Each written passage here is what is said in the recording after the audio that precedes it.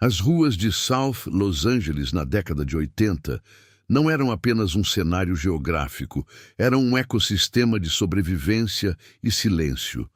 Sob o brilho intermitente de postes de luz negligenciados e o eco distante de sirenes que raramente paravam para ajudar, uma escuridão muito mais palpável do que a ausência de sol começou a se infiltrar nos becos repletos de entulho.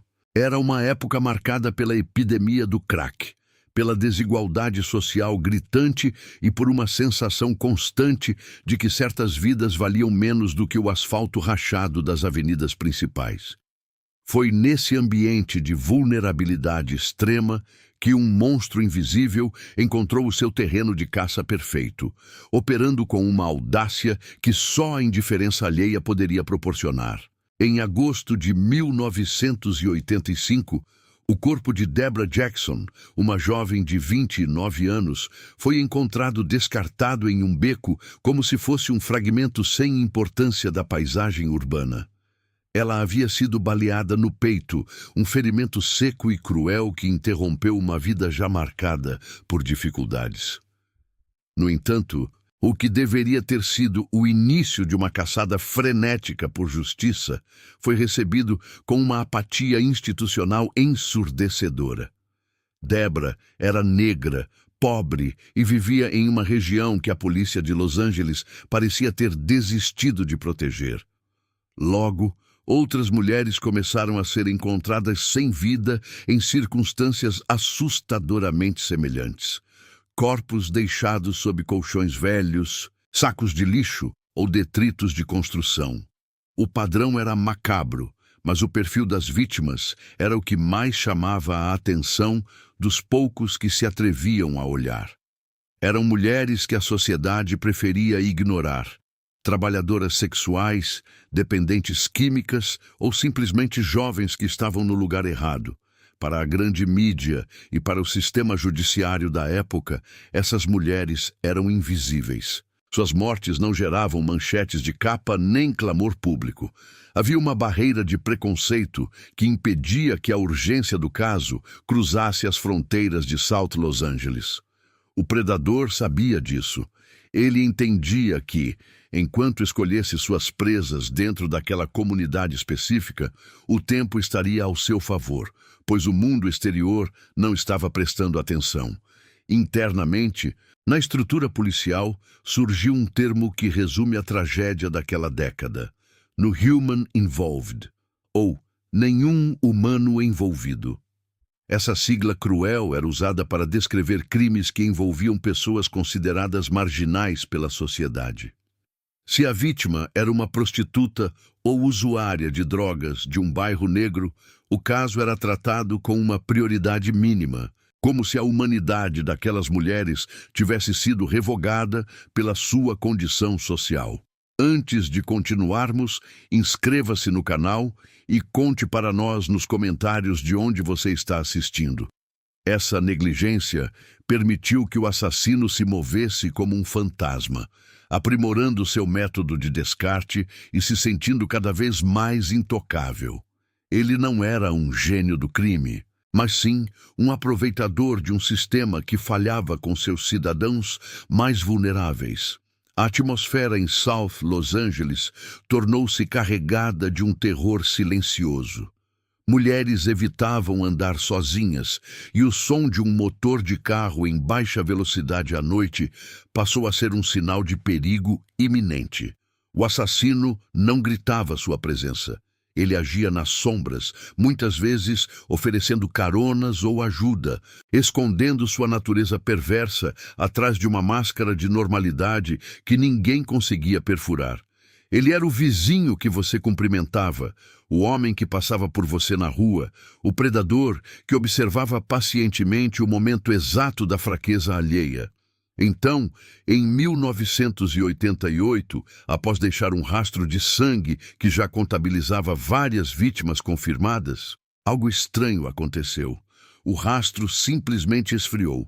Após o ataque brutal a uma jovem que milagrosamente sobreviveu, os assassinatos com aquela assinatura específica pararam de ocorrer.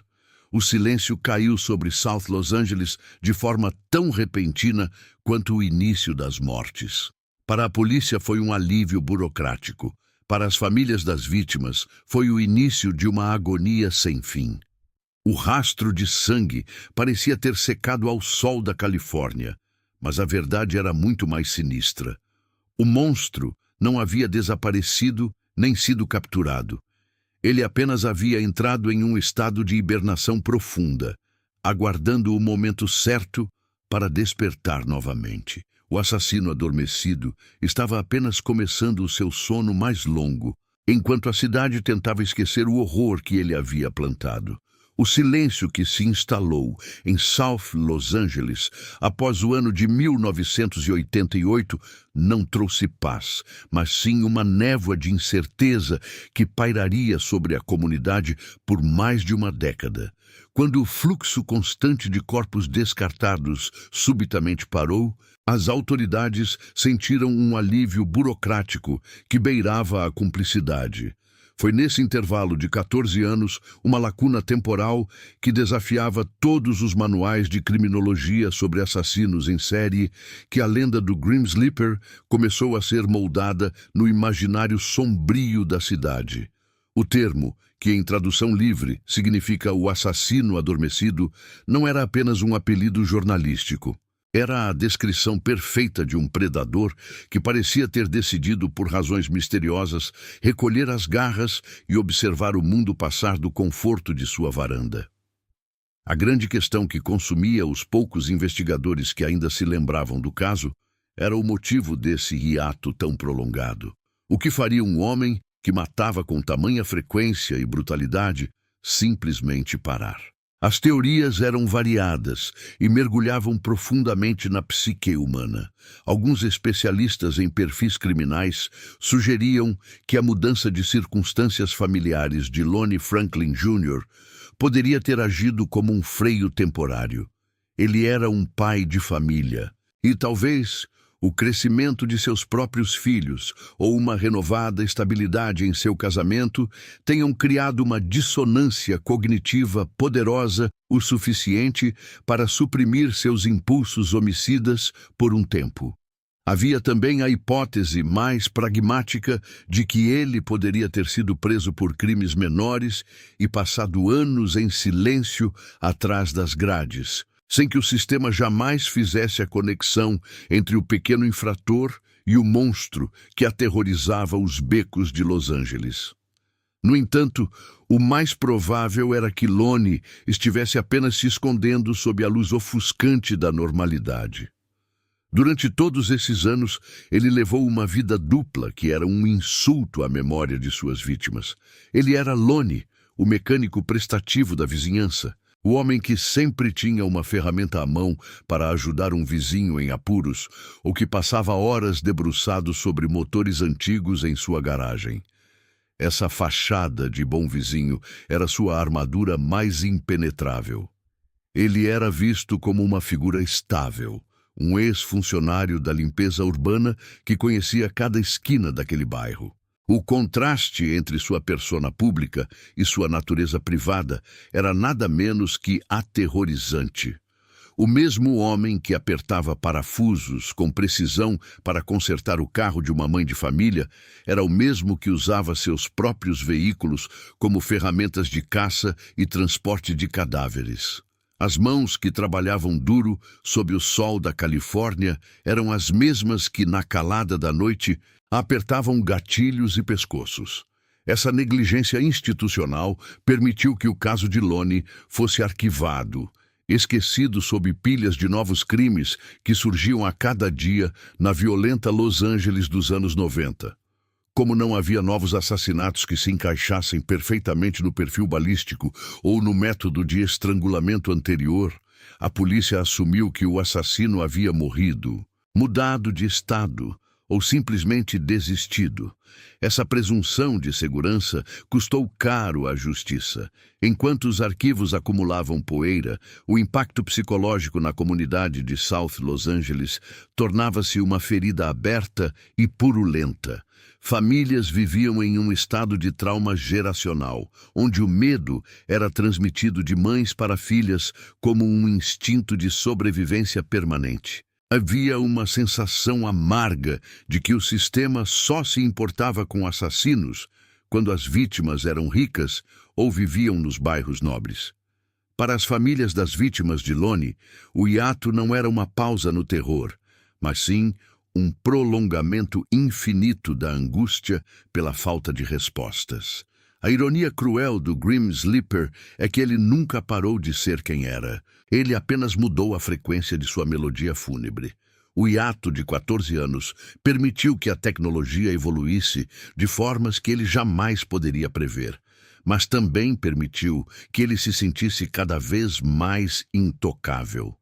Ele assistia às notícias, via o mundo mudar e possivelmente sentia um prazer doentio em saber que o segredo de seus crimes estava enterrado sob a rotina banal de consertar carros e conversar com os vizinhos sobre o tempo.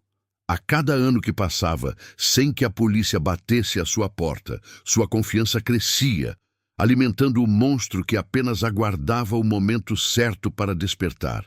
Em 2002, o sono profundo de Lonnie Franklin Jr. finalmente chegaria ao fim.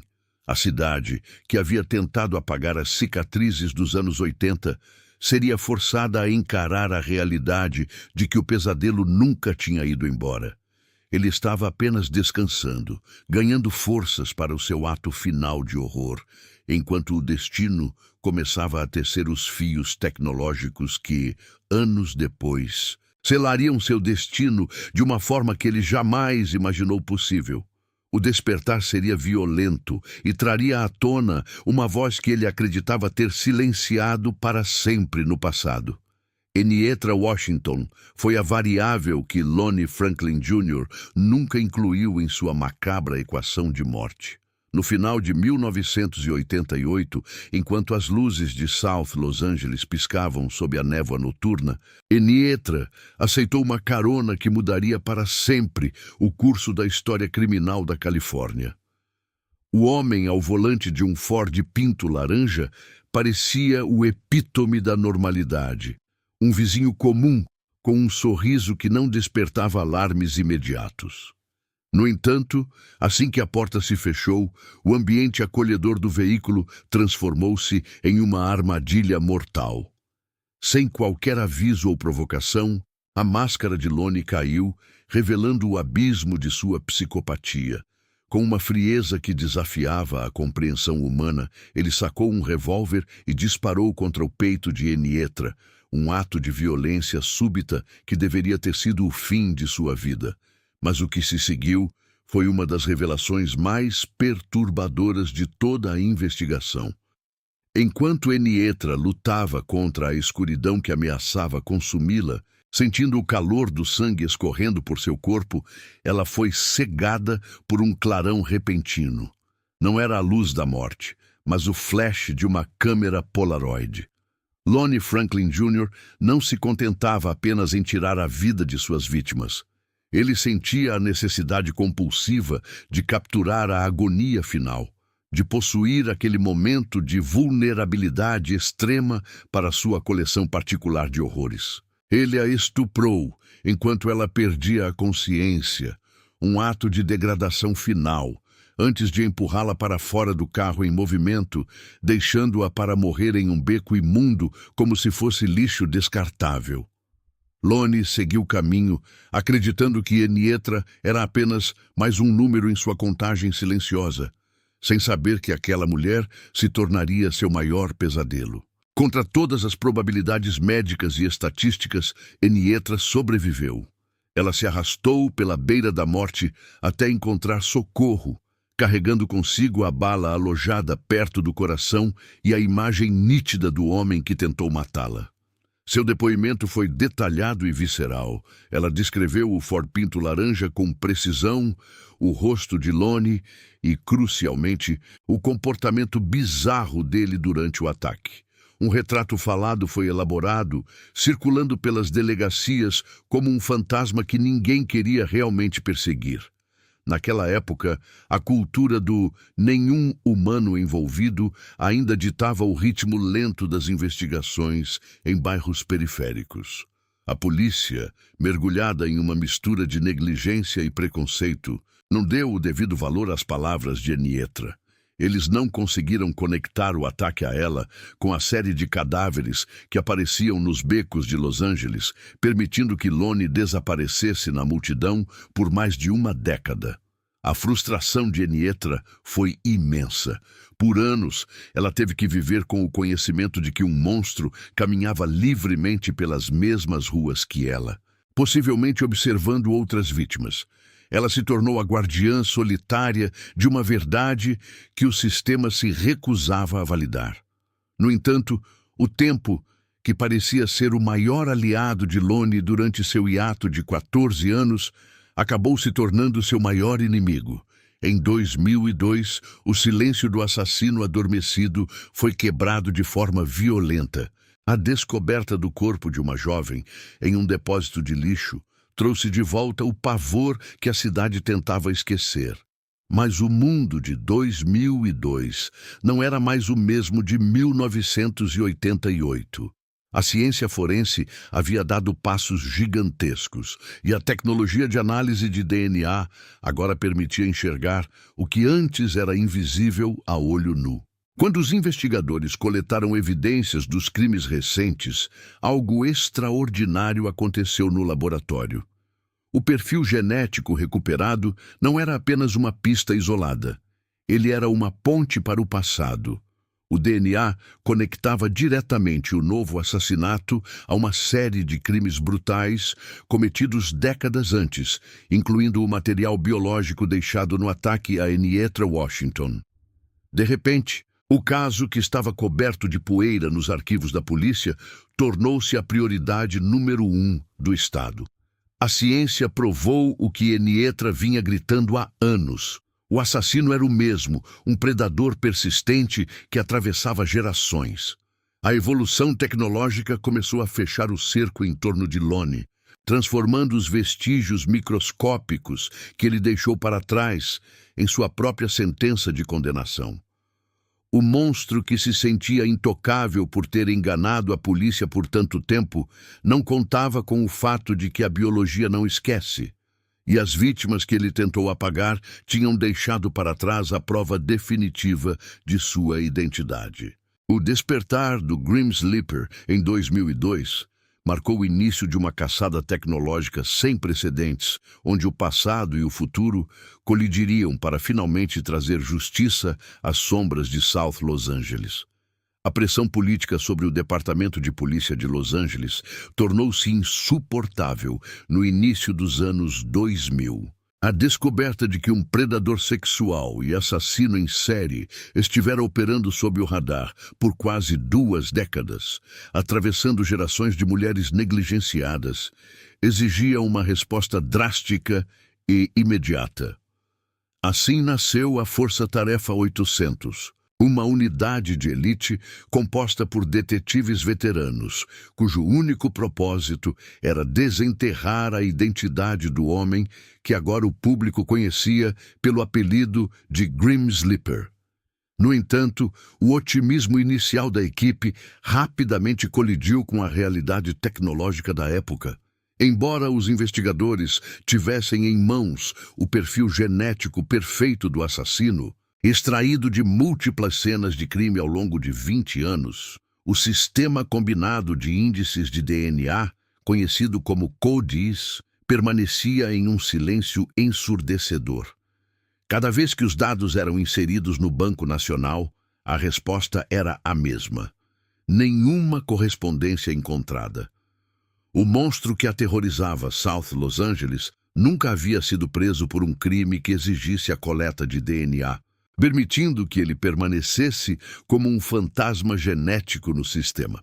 Diante desse beco sem saída, os investigadores decidiram apostar em uma técnica revolucionária e controversa que estava começando a ganhar força nos círculos forenses: a busca por DNA familiar. Em vez de procurar por uma correspondência exata, o objetivo era encontrar parentes de primeiro grau que tivessem seus dados registrados no sistema prisional. Se o assassino não estava no banco de dados, talvez alguém do seu sangue estivesse.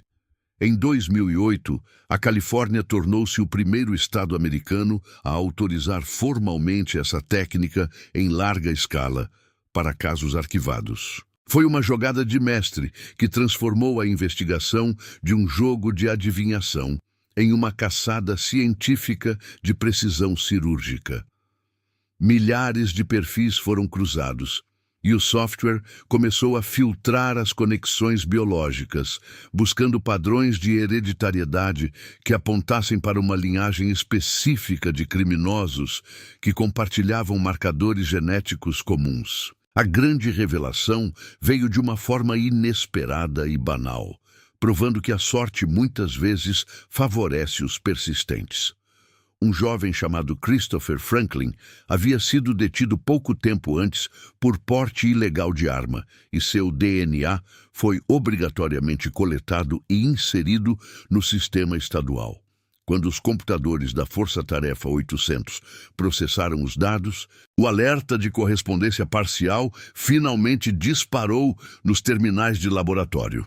O DNA de Christopher não era o do assassino, mas era tão similar que a conclusão estatística era incontestável. O homem que a polícia procurava há décadas era, com quase absoluta certeza, o pai biológico de Christopher. Os detetives tinham agora um nome e um endereço físico. Eles não estavam mais caçando uma sombra sem rosto. Estavam caçando Lonnie Franklin Jr., um mecânico e ex-lixeiro de 67 anos que vivia tranquilamente em sua casa na rua 81 Oeste, cercado pelo respeito de seus pares. A partir desse momento, a operação entrou em uma fase de vigilância secreta intensiva e claustrofóbica. Lonnie Franklin Jr. era um homem de hábitos simples e rotineiros, o que o tornava um alvo difícil de monitorar sem levantar suspeitas em uma vizinhança onde todos se conheciam e as janelas tinham olhos atentos. Detetives disfarçados passaram a segui-lo em cada passo, observando-o consertar carros na calçada sob o sol forte, conversar com os vizinhos sobre amenidades e levar o lixo para fora com a calma de um patriarca exemplar. Ele era a imagem da respeitabilidade comunitária, um contraste arrepiante com o monstro que a ciência forense descrevia detalhadamente em seus relatórios de autópsia. A polícia precisava desesperadamente de uma amostra direta e fresca do seu DNA para selar o caso antes de efetuar qualquer prisão. Mas Lonnie era instintivamente cauteloso. Ele não deixava rastros fáceis em locais públicos. Durante semanas, a equipe de vigilância esperou por um deslize, por um objeto descartado que pudesse conter o segredo de sua identidade. Eles observavam Lonnie descartar itens variados, mas nada era útil o suficiente ou estava livre de contaminação externa. O suspense crescia dentro da força-tarefa, pois cada dia que ele passava em liberdade representava um risco potencial para outras mulheres vulneráveis da comunidade. A paciência dos detetives foi testada ao limite absoluto, enquanto montavam um quebra-cabeça de rotinas, horários e pequenos prazeres cotidianos do suspeito. Eles sabiam que estavam a apenas um fragmento de pele ou uma única gota de saliva de encerrar um dos capítulos mais sombrios e dolorosos da história criminal de Los Angeles.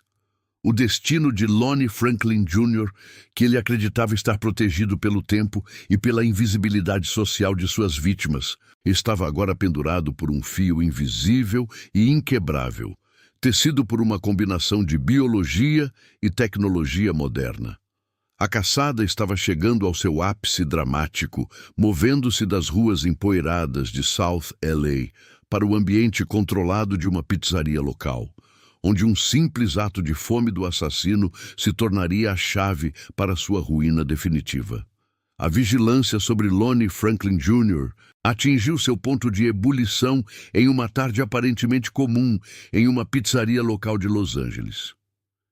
Os detetives sabiam que precisavam de algo incontestável, um pedaço direto da biologia do homem que escapara da justiça por décadas. Um investigador disfarçado, vestindo o uniforme de funcionário do estabelecimento, movia-se com uma calma treinada entre as mesas, recolhendo pratos e limpando restos de comida sob o olhar desatento dos clientes. Quando Lonnie terminou sua refeição e deixou para trás a crosta de uma fatia de pizza, o destino do assassino adormecido foi selado. Aquele fragmento de massa descartado, impregnado com a saliva de Lonnie, foi rapidamente ensacado e enviado sob custódia rigorosa para o laboratório criminal. O suspense que pairava sobre a força-tarefa era quase físico, enquanto os técnicos processavam o material genético. Horas depois, o veredito científico chegou como um trovão. A correspondência era absoluta. Lonnie Franklin Jr. era, sem qualquer sombra de dúvida, o homem cujo DNA fora encontrado nos corpos de mulheres assassinadas desde meados dos anos 80. Em manhã de 7 de julho de 2010, amanheceu com uma tensão elétrica nas redondezas da Rua 81 Oeste. Quando Lonnie saiu de sua casa, esperando começar sua rotina banal como o mecânico prestativo da vizinhança, ele foi cercado por agentes armados. Não houve perseguição cinematográfica ou resistência violenta. Houve apenas o silêncio pesado de um homem que parecia saber que o tempo finalmente havia esgotado suas opções. Enquanto as algemas se fechavam em torno de seus pulsos, a comunidade observava em choque. Aquele vizinho amigável, o homem que consertava os carros de todos e sorria para as crianças, estava sendo levado sob a acusação de ser um dos predadores mais letais da história da Califórnia. No entanto, a verdadeira magnitude do horror só começou a se revelar quando os investigadores cruzaram a soleira da residência de Franklin. O que deveria ser um lar familiar comum transformou-se, diante dos olhos dos peritos, em um museu de atrocidades preservado. Durante dias, a polícia vasculhou cada centímetro quadrado da propriedade, removendo assoalhos e perfurando paredes. Escondidos em compartimentos secretos na garagem e atrás de painéis falsos dentro da casa, os detetives encontraram o que Lonnie chamava de seus troféus. Eram centenas de fotografias, fitas de vídeo e pequenos objetos pessoais que pertenciam às mulheres que ele cruzara ao longo de 30 anos. A visão era devastadora. Pilhas de fotos de mulheres negras, muitas delas em estados de extrema vulnerabilidade, seminuas ou parecendo estar inconscientes, com os olhos fechados em um sono que parecia eterno. A revelação mais perturbadora surgiu quando a polícia começou a catalogar essas imagens. Eles não encontraram apenas evidências das 10 vítimas já conhecidas pela Força-Tarefa 800. Eles encontraram provas de uma escala de violência que ultrapassava qualquer estimativa anterior. Havia mais de 1000 fotos e centenas de horas de vídeo. Muitas daquelas mulheres nunca haviam sido reportadas como desaparecidas ou cujas mortes haviam sido registradas como fatalidades acidentais em uma era de negligência policial. O laboratório de Franklin não era apenas um local de mecânica automotiva, mas um estúdio fotográfico macabro onde ele documentava a agonia de suas presas. A cada nova gaveta aberta, a contagem potencial de vítimas subia, lançando uma sombra ainda mais escura sobre o suposto hiato de 14 anos. O sono de Lonnie Franklin Jr.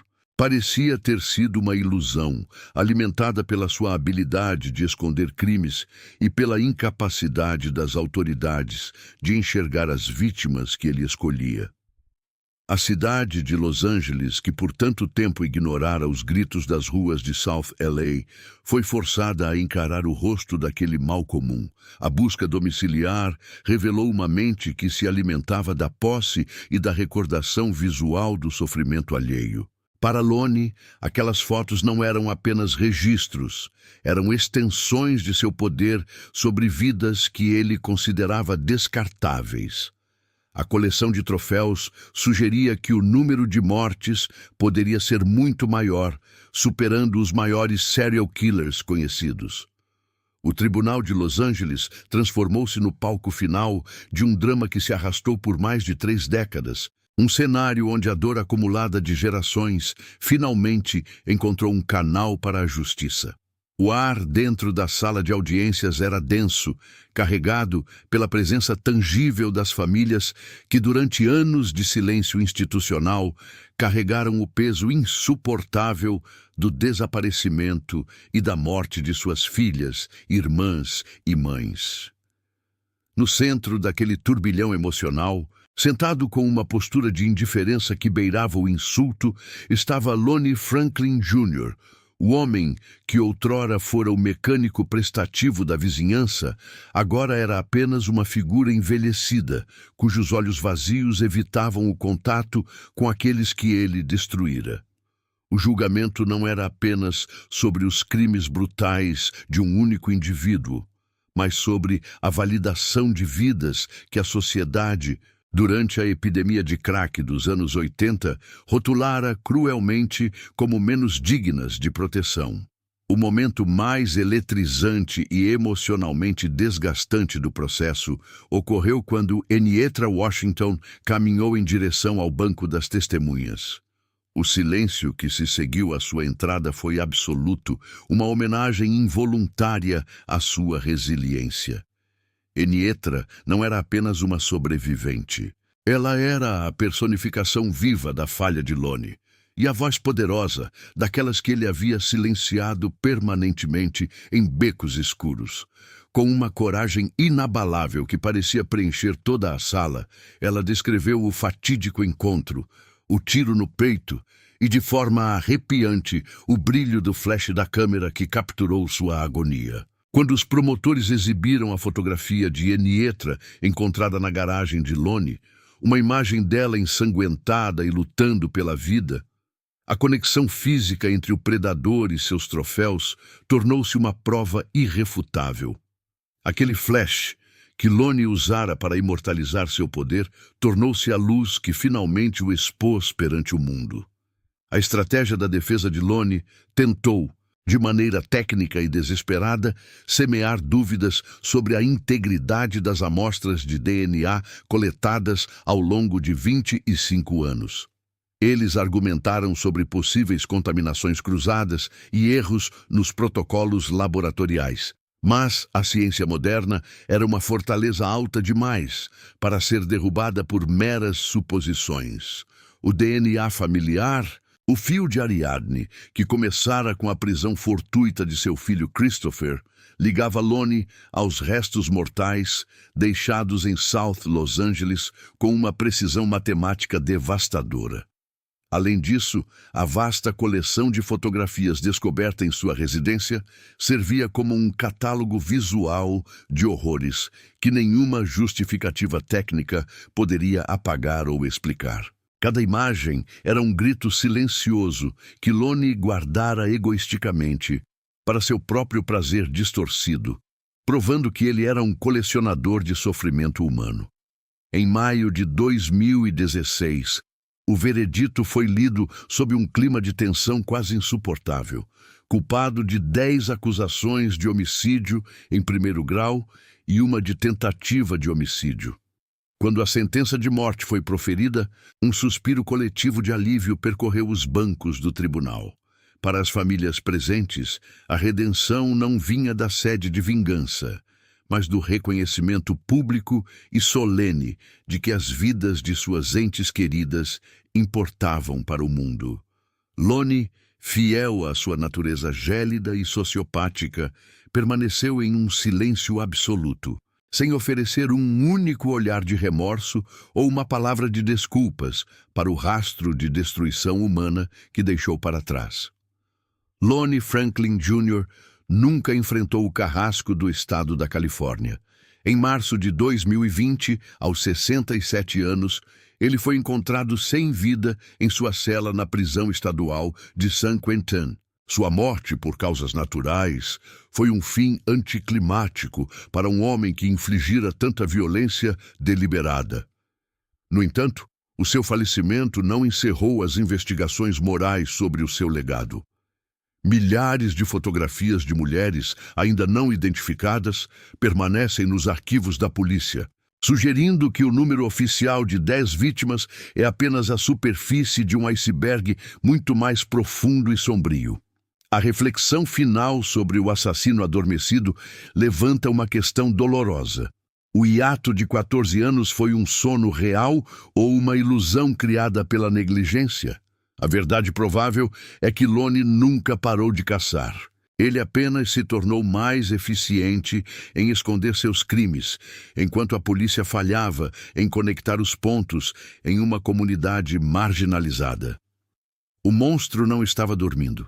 Ele estava apenas operando sob o manto da invisibilidade social. Ao encerrarmos este capítulo sombrio, honramos a memória de Deborah Jackson, Enietra Washington e tantas outras mulheres cujas histórias foram finalmente resgatadas da escuridão. Elas deixam um legado de que nenhuma vida é descartável e que a busca pela verdade deve ser incansável, independentemente de quem sejam as vítimas ou onde elas vivam. A justiça, embora tardia, provou que ninguém é invisível para sempre.